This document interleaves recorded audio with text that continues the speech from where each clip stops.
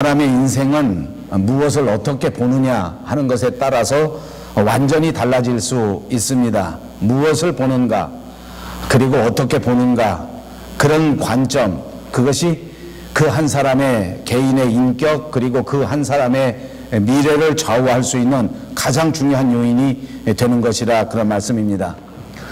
우리 사람이 가질 수 있는 정보 가운데 한 80% 정도는 다 눈을 통해서 인지된다, 이런 과학적인 보고가 있습니다. 그래서 우리는 첨단 컴퓨터 시대에 살지만 아직도 대부분 활자로 된 언어에서 정보를 얻으면서 살아가고 있습니다. 우리 사람이 어떻게 살 것이냐, 그러니까 우리가 어떤 인격을 가지고 어떤 깊이에서 어떤 수준의 삶을 살아가느냐 하는 문제는 우리가 어떤 정보를 받아들여서 어떤 삶을 결정하느냐 하는 문제인데, 그렇게 하기 위해서는 우리가 보는 것이 중요하고 눈이 새로워져야 우리의 인생이 다시 한번 새로운 창조적인 삶을 살아갈 수 있다 하고 결론을 내릴 수 있을 것입니다. 1943년에 발표된 불란서의 생텍쥐베리라고 하는 사람이 쓴 어린 왕자라는 소설, 너무 유명한 소설 가운데 이런 말이 있습니다. 내가 가지고 있는 비밀은 다른 것이 아니라 바로 이런 것이다. 아주 간단한 비밀을 가지고 있다. 그것은 나는 다른 어떤 사람들보다 전혀 다른 방법으로 세상을 보는데 마음으로부터 세상을 본다. 그리고 마음으로부터 볼 때에 그게 진짜 잘 보이게 된다. 가장 중요한 것은 마음으로부터 보는 것이다. 이렇게 말한 적이 있습니다. 우리는 이 세상에 살면서 눈으로 단순히 외형적인 것만 보고 그것 때문에 많은 것을 투자하고 그것 때문에 많은 시간을 들이고 그것으로 모든 정보를 얻는 단편적인 판단을 하고 있지는 않는가? 가장 중요한 것은 마음의 눈으로 보는 것인데 우리가 과연 마음의 눈으로 보고 있는가? 마음의 눈으로만 볼 수 있는 그 중요한 사실들을 우리는 놓치고 간과하고, 그리고는 그냥 겉에 보이는 것만 따라서 살지 않는가? 허구만 쫓아서 살아가고 있는 것이 아닌가? 오늘 이 시간 저와 여러분의 마음이 다시 한번 새로워져서 우리의 마음의 눈으로 우리 주변을 바라볼 수 있는 신령한 믿음의 눈이 활짝 뜨여지시기를 주님의 이름으로 축복합니다. 그렇습니다. 우리가 사는 우리의 삶의 주변을 마음의 눈으로 바라볼 수 있어야 된단 말입니다. 여러분의 직장을 바라보실 때에 마음의 눈으로 바라볼 수 있게 되기를 축복합니다. 여러분의 가정을 바라보실 때, 부모를 바라보실 때, 자녀들을 바라보실 때 진심으로 마음의 눈으로 바라볼 수 있어야 합니다. 여러분 이웃에 있는 주변 사람들을 바라볼 때에도 깊은 마음의 눈으로 바라볼 때 여러분의 삶에 새로운 삶의 지평이 열려지고 삶의 진정한 행복이 찾아오게 되리라고 믿습니다. 여러분, 우리나라는 양궁으로 유명합니다. 요즘 운동 경기 때 보니까 사격도 세계적으로 그야말로 톱 수준에 이르는 것 같습니다. 활을 쏘는 사람, 그리고 총을 쏘아서 관역을 맞추는 사람들의 말을 들어보면 훈련을 열심히 하게 되면 그 관역이 크게 보인다는 것입니다. 그리고 컨디션이 좋은 날에는 관역이 아주 환하게 보여서 그래서 그것이 아주 쉽게 맞춰지기도 하는데, 컨디션이 좀 나쁜 날에는 이 관역이 보이지 않기도 하고 또는 이 관역이 아주 실제보다 훨씬 더 작게 보이기 때문에 그것을 맞출 수가 없다. 여러분, 운동 경기에서 그 표적으로 세워진 관역이 커졌다 작아졌다 하는 것이겠습니까? 그렇지가 않단 말입니다. 그것은 그 선수의 마음의 상태입니다. 심리적인 상태에 따라서 어떨 때는 편안하게 보이기도 하고 심리적인 상태에 따라서 어떨 때는 아주 불안하게 보이는 것도 바로 우리 삶의 이치입니다. 눈은 영혼의 창이다 라는 말이 있습니다. 사랑스러운 마음을 가지고 보면 사랑스럽게 보입니다. 반면에 미움의 눈을 가지고 보면 미워질 수밖에 없습니다. 질투하는 마음을 가지고 보십시오. 질투가 솟아날 수밖에 없지 않습니까? 그런가 하면 사람의 눈은 진짜 마음의 창입니다. 그 눈을 가만히 들여다보기만 해도 그 눈에 다 나타난단 말입니다. 눈에 미움이 나타나고 눈에 섭섭함이 나타나고 눈에 기쁨이 나타나기도 합니다. 그래서 사람을 만나면 그 눈을 잘 살펴보기만 하면 그 사람의 기분이 드러나게 되는 것입니다. 성경은 눈에 대해서 우리에게 많이 말씀하셨습니다. 눈이 있어도 보지 못하는 눈이 있다고 말씀하셨습니다. 보기는 보지만 단순히 겉만 바라볼 수밖에 없는 눈이 있다고 하는 것을 말씀하셨습니다. 메시아가 오셨지만 메시아를 알아볼 수 없는 그 이스라엘 사람들의 잘못된 눈을 지적한 적이 많이 있습니다. 겉만 보고 그 눈이 현혹되어져서 선악과를 바라보면서 보암직도 하고 먹음직도 하고 탐스럽기도 하다는 생각에 빠져들었기 때문에 씻을 수 없는 엄청난 죄악 속으로 들어갔던 그 눈은 정말 껍데기만 볼 수밖에 없는 눈이라 그 말입니다. 여러분, 그러니까 중요한 것은 눈입니다. 눈이 성하면 우리가 바르게 볼 수 있기 때문입니다. 눈이 성해야 밝은 것을 바라볼 수 있고 눈이 성해야 좋은 것을 바라볼 수 있는 것입니다.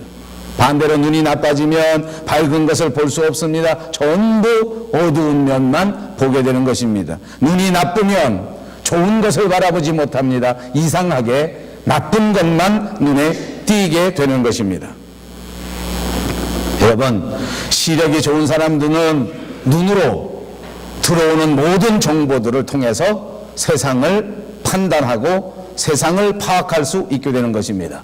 눈이 좋으니까 그 사물들을 정확하게 바라보고 그것을 확실하게 깨닫고 그리고 그것에 의하여 정확한 정보를 머릿속에 입력해서 자기의 생각을 정리할 수 있다 그 말입니다. 눈이 똑바르지 못하니까 생각이 정리되지가 않습니다. 눈이 바르게 바라보지 못하기 때문에 마음이 정리가 되지 않습니다. 그래서 마음이 들끓고 마음속에 번민이 일어나고 마음이 차분해지지 못하는 것은 눈이 바로 되지 못했기 때문이다 그 말입니다. 그러니까 사람의 눈은 사람의 마음과 직결되어 있습니다. 사람의 눈은 사람이 어떻게 판단하느냐 하는 초점과 직접적으로 연결되어져 있다 그 말입니다. 마음에 맺히는 초점이 하나님이냐, 마음에 맺히는 초점이 세상의 물질이냐에 따라서 생각은 전혀 달라질 수밖에 없는 것입니다.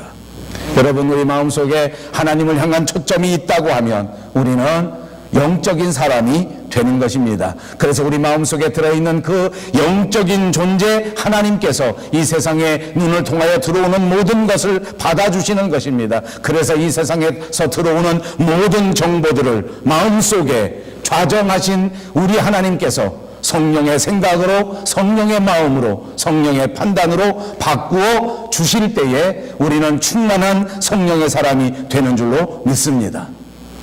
이런 영적 안목이 없이, 이런 초점이 없이 살아가다 보니까 들어오는 모든 정보를 물질적으로 분석합니다. 들어오는 모든 정보를 세상적으로 파악할 수밖에 없습니다. 그러므로 우리는 세상에 살면서 세상적으로 살아갈 수밖에 없고 어두움에 속한 자들로 살아갈 수밖에 없는 것입니다. 흐릿하게 보이기 때문입니다. 어둡게 보이기 때문입니다. 욕심에 어두워졌습니다. 물질에 어두워졌습니다. 미움, 다툼, 시기, 질투 때문에 우리의 눈도 어두워졌고 우리의 마음의 초점도 어두워져 버리지 않았습니까? 그러니까 들어오는 모든 정보가 다 고깝습니다. 들어오는 모든 생각들이 다 그저 섭섭하기만 하는 것입니다.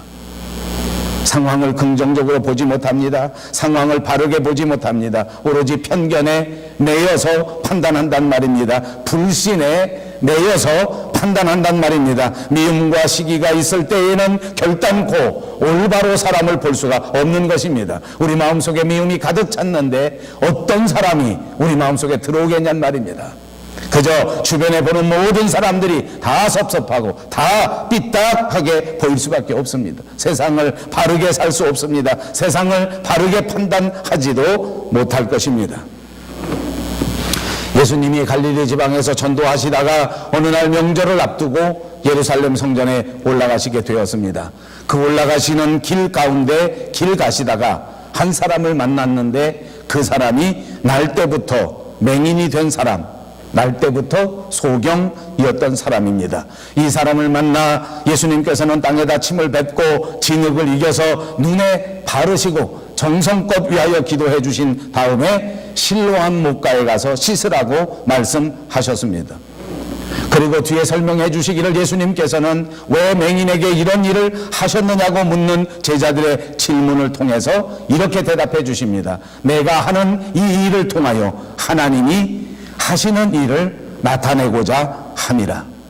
하나님이 하시고자 하는 일을 이 땅에 보여주기 위함이다, 그 말입니다. 그러므로 오늘 이 성경 본문의 말씀을 통하여 우리는 이 사건을 통하여 하나님이 하시고자 하는 일이 어떤 일인가 하는 것을 분명하게 알게 되시기를 바랍니다. 이 하나님이 하시는 일을 발견하는 것이야말로 우리 마음속에 영안이 필요합니다. 믿음의 눈이 필요합니다. 그러므로 여러분들을 다시 한번 축복해 드립니다. 이 시간 저와 여러분 모두의 마음속에 하나님의 하시는 일을 발견할 수 있는 신령한 눈이 활짝 열리시기를 주님의 이름으로 축복합니다.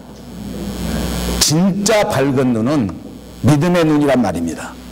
정말 소중한 눈은 영적인 눈이란 말입니다. 이 눈은 하나님을 발견할 수 있는 눈이요, 이 눈은 하나님을 볼 수 있는 눈입니다. 이 눈이 있어야 하나님을 알 수가 있습니다. 그러므로 이 눈이야말로 그야말로 최고의 눈이요, 이 눈이야말로 지식의 눈이요, 이 눈이야말로 지혜의 눈입니다. 그리고 이 눈은 가장 멀리 볼 수 있는 가장 건강한 눈인 줄 믿습니다. 이것이 이 세상만 보는 눈이 아닙니다. 죽음 다음에 먼 미래마저도 바라볼 수 있는 눈입니다. 참 신기한 눈 아닙니까? 그리고 또 놀라운 것이 있습니다. 이 눈은 저 멀리 땅끝까지 바라볼 뿐만 아니라 미래에 다가올 하늘나라를 바라보는 눈인데도 불구하고 또 이 눈의 신령한 점은 바로 자기 자신을 바라볼 수 있는 눈이라는 것입니다. 보통 눈들이 다 다른 것을 봅니다. 남을 바라볼 수 있는 눈이지만 그러나 이 신령한 눈은 자기 스스로를 바라볼 수 있는 눈입니다. 그러므로 믿음의 눈은 나를 바라보는 눈이요, 영적인 눈은 나 자신을 예수 그리스도의 십자가 앞에 바라볼 수 있는 눈이 되는 것입니다. 많은 사람들은 눈을 가지고 다른 것을 보지 않습니까? 사물을 바라봅니다. 다른 사람을 바라봅니다. 그런데 내 자신까지 바라보지 못하는 경우가 많습니다. 그러나 영안이 열리면, 믿음의 눈이 우리를 열어주면 다른 사람을 볼 수 있을 뿐만 아니라 나 자신마저도 볼 수 있는 눈이 되는 것입니다. 여러분, 유리를 보십시오. 유리를 통하여 다른 것을 볼 수 있습니다. 그러나 유리에다가 수은을 발라놓으면 그 다음에 거울이 되어 자기 자신을 볼 수 있는 것입니다. 그러므로 우리 그리스도인들은 예수 그리스도라고 하는 십자가 앞에 서야 합니다. 그것이 거울이 되어 십자가를 통하여 내 자신을 정확하게 볼 수 있는 것입니다. 십자가 앞에 서십시오. 예수님은 여러분 자신을 볼 수 있게 눈을 활짝 열어주실 것입니다. 그때에야 비로소 예수님을 통하여 여러분을 발견할 수 있고 이 세상에서 여러분을 통하여 하나님이 하시고자 하는 위대한 하나님의 역사를 발견할 수 있게 될 것입니다. 이 거울을 통하여 우리는 이 삶의 목적을 발견하게 되고 이 세상에 보내신 하나님의 크신 비전도 바라볼 수 있습니다. 그리고 놓치지 마십시오. 이 십자가의 거울 앞에 설 때에 비로소 우리 자신의 허물도 우리 자신의 죄악도 발견할 수 있게 될 것입니다. 그러므로 이 십자가 앞에, 이 그리스도 앞에 설 때만이 진정한 내 존재가 드러나게 되고 진짜 내 삶의 존재를 발견할 수 있는 것입니다. 그러므로 우리는 다른 어떤 곳에 가서 나 자신을 집어넣고 나 자신을 비교할 필요가 없습니다. 심지어는 성경에 나오는 다른 사람들과 나를 비교할 필요도 없습니다. 심지어는 같은 교회 다니는 이웃과 나를 비교할 필요가 전혀 없습니다. 모든 사람들이 하나님 앞에 다 하나님의 피조물입니다. 다른 어떤 사람과 나 자신을 비교하는 것은 인생에서 아무런 의미가 없단 말입니다. 예수님 앞에 설 때에 나를 보내신 그분 하나님께서 내게 어떤 일을 원하시는지를 분명히 알 수 있게 되기 때문입니다. 예수님 앞에 설 때에 비로소 내 인생이 어떤 것인가를 확실히 알게 될 줄로 믿습니다. 그러므로 다시 한번 예수 십자가 앞에 서셔서 여러분의 죄가 무엇인지, 여러분의 허물이 무엇인지, 그리고 여러분이 해야 할 일이 어떤 것인지, 여러분을 통하여 하나님은 어떤 영광을 받으실 것인지 이것을 분명히 깨달을 수 있는 여러분 모두가 꼭 되시기를 바랍니다. 믿음의 눈이 열릴 때 이런 역사가 일어나게 되는 것입니다. 오늘 본문 1절과 3절을 다시 보겠습니다. 예수께서 길을 가실 때에 날 때부터 맹인된 사람을 보신지라. 제자들이 물어 이르되 랍비여, 이 사람이 맹인으로 난 것이 누구의 죄로 인함이니까? 자기이니까 그 부모이니까? 예수께서 대답하시되 이 사람이나 그 부모의 죄로 인한 것이 아니라 그에게서 하나님이 하시는 일을 나타내고자 하심이라. 세상 사람들의 안목은 바로 이렇습니다. 만약 우리 주변에 출생 때서부터 이렇게 맹인이 되고 이렇게 불구의 몸으로 태어난 사람이 있다고 하면 우리는 어떻게 보겠습니까? 여러분들은 그런 사람을 어떻게 생각하겠습니까? 대부분 우리 한국 사람들은 그것을 팔자소관이라고 생각합니다. 저도 어렸을 적에 그런 말을 많이 들었습니다. 팔자소관이다, 자기 운명이다, 그런 말 아닙니까? 우리 한국 사람들은 이런 생각을 참 많이 가지고 있는 것 같습니다. 그러나 하나님께서는 이런 일들이 팔자소관에서 일어나는 일이 아니라고 생각합니다. 하나님께서는 이런 일이 결단코 운명으로 일어난 것이 아니라고 말하는 것입니다. 우리가 살아가는 이 땅의 모든 일들이 그냥 저절로 되어지는 일이 없고 우연히 생겨지는 산물이 있을 수 없다는 것입니다. 이 모든 일들 가운데에는 하나님의 섭리가 있고 하나님이 하시고자 하는 계획이 있다고 말씀해 주시는 것입니다.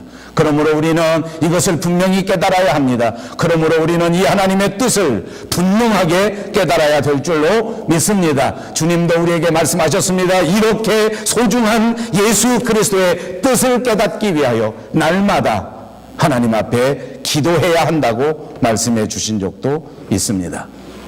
우리들은 팔자소관이라고 보는데 예수님 당시 예수님의 제자들은 이런 일들을 대할 때 이런 생각들을 가졌습니다. 그것이 어떤 생각이냐 하면 이 모든 인생이 죄값이다 라고 본 것입니다. 특별히 고통은 죄진 것 때문에 이뤄진 것인데 대부분의 죄는 자기가 지어서 자기가 대가를 받고 고통을 받는데 오늘 이 경우에는 나면서부터 고통을 안고 났기 때문에 이것은 혹시나 그 부모의 죄 값으로 이루어진 일일 것이다, 이렇게 생각한 것입니다. 여러분 어떻게 생각하십니까? 저는 솔직히 말해서 이 생각이 그렇게 많이 틀리지 않은 것 같습니다. 왜냐하면 살아보니까 사람이 잘못하면 그 죄값을 반드시 치르기 때문입니다. 여러분 살아보십시오. 부모님한테 불효하고 잘못한 사람은 반드시 그 대가를 치르더라고요. 섬찟하시지요? 설교하는 저도 가슴이 편하지 않습니다. 어렸을 적에 엄마 아버지한테 잘못하고 우리 어머니 아버지 섭섭하게 하신 그걸 지금 내가 내 자식들한테 받는구나, 자꾸 그런 생각이 들어요. 이보다 더 살벌한 생각은 뭔지 압니까? 결혼해 살면서 제 아내 마음에 섭섭하게 한 것이 있는데 반드시 대가를 치르더라고. 꼭 잊지 않고 기억했다가 나를 콕콕 찔러. 그때 언제 당신이 이렇게 했지? 우리 큰 아이 낳을 때 그때 내가 얼마나 마음이 아프고 당신 얼마나 기다렸는데 곱빼기도 안 뵀지? 30년 전 일인데 잊어버릴 만한데 안 그렇더라고. 그럼 제가 이 말을 왜 하는지 압니까? 살아보니까 이 말이 비슷하게 맞아요. 여러분 오늘 이 설교 정말 잘 들어야 됩니다. 여기까지만 듣고 잘못 가면 제가 이단되기 쉬워요. 뒤에 꼭 깨달아 들어야 돼. 이 뒤에 내가 이것을 어떻게 해석하기 위해서 이런 해석을 주는가 하는 걸 뒤에 꼭 깨달으셔야 됩니다. 자, 어쨌든 이것이 그렇게 크게 틀리진 않습니다. 사실 살아보면 조상들이 잘못한 것 때문에 우리가 그 대가를 치르는 거 있습니다. 우리 조상들이 나라를 지키지 못해서 일본에게 우리나라를 빼앗겼기 때문에 우리는 그야말로 잃어버린 36년을 체험하고 그때 당한 모든 고통들은 부모의 죄 때문에 이루어진 거 아니겠습니까? 그런데 오늘 보니까 예수님은 그렇게 해석하지 않는 거예요. 제자들은 그렇게 해석하는데 우리들 중에도 많은 사람들이 그렇게 해석하는데 저도 그럴 수 있다고 동의하는데 성경에 보니까 예수님은 전혀 생각이 그러시진 않습니다. 안목이 다릅니다. 이 사람들은 과거의 죄 때문에 오늘의 현상이 벌어졌다고 생각하는데 그러니까 다시 말하면 지금의 고통이 과거에서부터 연루되어진 부정적인 결과라고 말하고 비관적인 결과라고 말하고 있는데, 그런데 예수님은 어떻게 말씀하시느냐 하면 이것이 하나님이 하시는 일이다, 이렇게 말씀하시는 것입니다. 하나님이 하시고자 하는 일이다. 예수님의 방점은 어디에 있습니까? 미래에 있습니다. 오늘의 고통이 과거에서부터 온 결과라는 것은 옳다 그르다 말씀하시지 않았습니다. 이것이 완전히 틀리다 말씀하시지도 않았습니다. 그런데 예수님의 눈은, 예수님의 안목은 전혀 다른 것입니다. 지금 이 고통을 가지고 무엇 때문에 이런 일이 벌어졌는가를 생각하는 것이 아니라 오히려 이 고통 때문에 하나님이 어떤 일을 하실 것인가에 대하여 집중하고 있는 것이란 말입니다. 여러분, 제가 이 말을 왜 했는지 이제 이해가 가십니까? 세상을 살아보니까 맞는 말이 참 많더라고요. 특히 우리 조국에서 벌어지는 모든 노사 갈등, 정치 갈등을 보니까 이 편에서 보면 이게 맞고 이 편에서 보면 이게 맞더라고. 그냥 섣불리 내 맘대로 말할 것이 아니더라고요. 제가 엊그제 TV를 한번 보았습니다.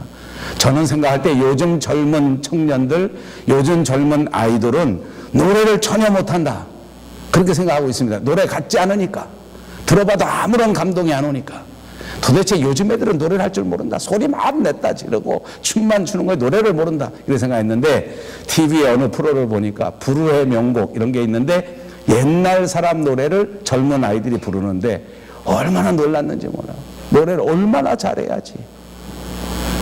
기가 막히게 내가 아는 노래를 하는 거 보니까 옛날 우리들보다 노래 훨씬 더 잘하더라고. 옛날에 생각했던 게 다 틀렸어요. 젊은 사람 다 노래 못하는 게 아니야. 우리 청년들만 못해. 미안해, 쏘리. 안목의 차이들, 안목의 차이. 틀리고 맞은 거는 그게 중요한 게 아니에요. 옛날에 잘못해서 죄값 때문에 고통을 받는다, 제가 신앙생활인데 왜 자꾸 얘기하냐면 그거 아니다. 저도 그렇게만 설교했어요, 매일. 솔직히 살아보니까 아니야. 죄값도 치르더라니까. 정신 똑바로 차려야 죄값 치러요. 잘못하고 그냥 넘어갈 리가 없어요. 남편한테 잘못하면 반드시 대접을 받습니다. 정신 똑바로 차리세요.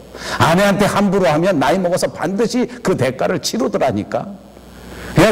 그거 틀렸다는 말 난 못하겠더라고. 그것도 비슷해. 그런데 예수님의 안목은 그게 아니에요. 오늘 이 순간의 고통, 오늘 이 순간의 아픔을 통하여 하나님이 하시고자 하는 일을 바라보라는 거예요. 하나님이 이 고통을 통하여 무엇을 하려 하느냐? 나면서부터 맹인이 된 정말로 답답한 이 환경을 통하여 하나님은 무엇을 하시고자 하느냐? 무엇을 하시고자 합니까? 하나님께서는 이 고통을 통하여 하나님의 영광을 나타내시고자 하는 것입니다. 이거 믿습니까? 오늘 이 순간에 우리의 삶을 통하여 하나님은 영광을 나타내시고자 한다는 거예요. 혹시 여러분 지금 이 순간에 질병 때문에 고통받고 있습니까? 혹시 여러분 나면서부터 맹인된 사람처럼 지금 이 순간 나는 내가 해결할 수 없는 아픔 속에서, 외로움 속에서 힘들어하고 있습니까? 내가 과거에 잘못했기 때문에, 내가 과거에 죄를 지었기 때문에 내가 지금 이 순간 이런 일을 당하는 건 너무나 당연하다 생각하고 자포자기하고 있는 사람 혹시 있습니까? 그것도 그것이지만 정말 중요한 것은 지금 이 내 상황을 통하여 하나님이 우리에게 하시고자 하는 일이 있다는 것입니다. 여러분, 예수님이 우리에게 이렇게 말씀하신 것은 왜 그런지 압니까? 우리 인간은 결단코 과거의 죄악 때문에 오늘 질병이나 얻고 저주나 받을 그런 존재가 아니라 하나님께서 십자가 위에 예수 그리스도를 내주시기까지 아낌없이 우리를 사랑해 주신 존엄한 존재라는 것을 가르쳐 주시는 것입니다. 더러운 흑암의 세력이 결단코 무너뜨릴 수 있는 존재가 아닙니다. 아무리 부족하여, 아무리 연약하여 하나님 앞에 넘어지고 하나님 앞에 잘못하고 하나님 앞에 죄를 지었다고 할지라도 그렇다 해서 세상의 세력이 우리를 넘어뜨릴 만큼 그런 존재가 아니라는 것인 줄로 믿습니다. 이 사건을 통하여 우리는 하나님 앞에 가장 존엄한 존재라는 것을 다시 깨닫습니다. 이 말씀을 통하여 저와 여러분은 오늘의 실수를 딛고 과거의 잘못을 딛고 얼마든지 행복한 존재가 되어 하나님께 영광을 돌릴 존재라고 하는 사실을 분명히 깨달으시기를 바랍니다.